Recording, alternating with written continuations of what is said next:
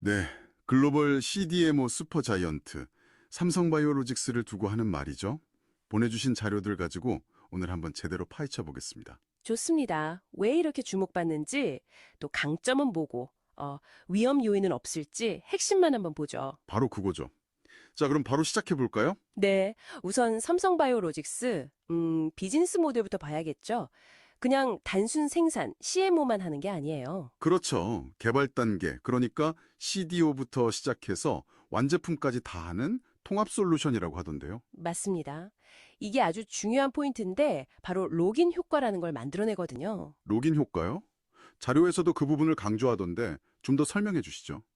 그러니까 고객사가 초기 개발 단계부터 삼성바이오로직스랑 같이 하잖아요. 그러면 공정 자체가 삼성 시스템에 딱 맞춰지는 거예요. 아, 최적화된다는 거군요. 네.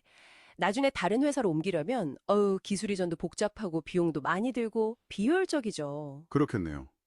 결국 이 초기 계약이 나중에는 자연스럽게 대규모 생산 계약으로 쭉 이어지는 거예요. 뭐랄까, 한번 고객이 되면 빠져나가기 힘든 거죠. 단순 서비스 제공이 아니라 아예 파트너로 묶어버리는 전략이네요. 그렇죠. 대체하기 어려운 파트너가 되는 겁니다. 그런데 최근에 아주 큰 변화가 있었잖아요. 삼성바이오 에피스, 그 100% 자회사를 떼어내는 결정이요. 이건 왜 그런 걸까요? 아, 네. 인적 분할 결정. 이건 그 이해상충 문제를 풀려는 거예요. 이해상충이라면? 구체적으로 어떤? 자, 고객인 글로벌 제약사 입장에서 생각해 보세요. 내 약을 만들어주는 회사가 자체적으로 내 경쟁 약품, 뭐 예를 들어 바이오시밀러를 개발한다. 좀 껄끄럽죠? 아, 그럴 수 있겠네요. 믿고 맡기기가 좀. 바로 그겁니다. 그래서 이번 분할, 이게 10월 1일 시행되고 10월 29일에 재상장 예정인데 이걸 통해서 우리는 오직 CDMO에만 집중합니다. 이걸 확실히 보여주는 거죠. 글로벌 1위 론자처럼 완전한 CDMO 전문 기업으로 가겠다. 이런 선언이군요. 네, 맞아요. 고객 신뢰도도 높이고, 뭐 장기적으로는 기업 가치 평가에도 더 좋을 수 있고요. 전략적인 선택이죠. 정체성을 확실히 하는 거군요. 그럼 삼성바이오로직스가 이렇게 잘 나가는 비결, 그 경쟁 우위는 뭘까요? 자료 보면 세 가지던데요. 규모, 속도, 품질. 네, 정확합니다. 첫째가 규모. 최근에 5공장 빨리 돌리기 시작했잖아요. 그래서 지금 총 생산 능력이 78만 4천 리터. 이게 세계 최대예요. 78만 리터. 네. 규모가 크면 당연히 원가 경쟁력이 생기죠. 그리고 두 번째, 속도. 아, 이거 저도 인상 깊었어요. 반도체 공장 짓던 노하우를 쓴다고요? 네, 그게 핵심이에요. 경쟁사들보다 공장을 훨씬 빨리 지어요. 신약 개발은 시간이 생명이잖아요. 출시 시간을 확 단축시킬 수 있는 거죠. 엄청난 강점이네요. 마지막은 품질이죠. 그렇죠. 뭐 FDA나 EMA 같은 주요 규제기관 승인인 기본이고 배치 성공률이라고 해서 생산 성공률이 거의 99%에 달해요. 고객 입장에선 믿을 수밖에 없죠. 규모, 속도, 품질. 이 세 박자가 딱 맞는군요. 그런데 현재 만족을 못하는 것 같아요. 계속 확장하던데요. 특히 제2바이오 캠퍼스 계획은 정말 대단하더라고요. 그게 바로 초격차 전략입니다. 그냥 1등 하는 게 아니라 아예 다른 회사들이 따라올 생각도 못하게 격차를 벌리겠다는 거죠. 초격차. 을 더 지어서 총 132만 4천 리터까지 늘린다는 계획이에요. 132만 리터요? 와, 상상이 안 가는 규모인데요. 그렇죠. 이건 단순 생산량 증가가 아니에요. 앞으로 바이오 의약품 생산 시장은 우리가 다 가져가겠다 뭐 이런 선언 같은 거죠. 그런 양적 팽창 외에 질적인 변화도 있잖아요. 고부가 가치 사업 쪽으로.